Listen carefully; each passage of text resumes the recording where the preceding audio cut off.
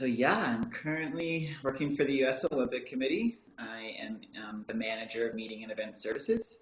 So what I'm doing currently at the U.S. Olympic Committee is I plan essentially logistics of background, the background stuff that nobody really sees. So things like shipping and transportation and lodging and meals and some really important stuff that you don't see on TV. A lot of people say, well, you have a teaching degree. And I'm like, I do have a teaching degree. And they're like, but you don't use it. And I'm like, I think that I do. And so I certainly argue that the education I got, I certainly use every day. And then certainly, if you think about it, like teaching is in itself an event. And that's what I do every day is I plan events. And if you think about like a lesson plan, you're breaking down your 30-minute time by the minute, like what are you doing every single minute? And what if that doesn't work?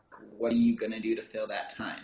And so I think that that's always put me in the mindset of people maybe who don't have my background of, because I'm always two steps ahead of like, we're doing this, but this is what we're doing next and next. And if that doesn't work, we have to do this.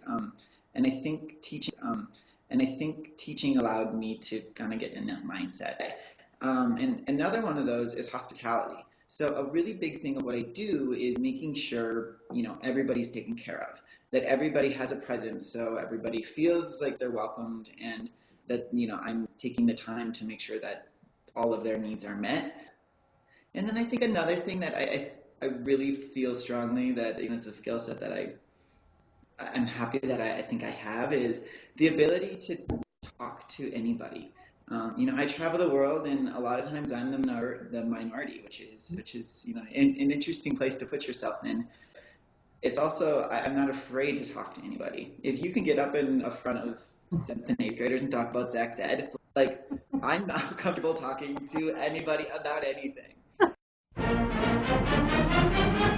But honestly, I think like just the idea of having a cohort is something that I really, really loved. It made a really large school like Wisconsin seemed smaller, and I felt a little more in control and connected to my education because you're in a smaller group of people that end up being really lifelong friends that I really loved that part. So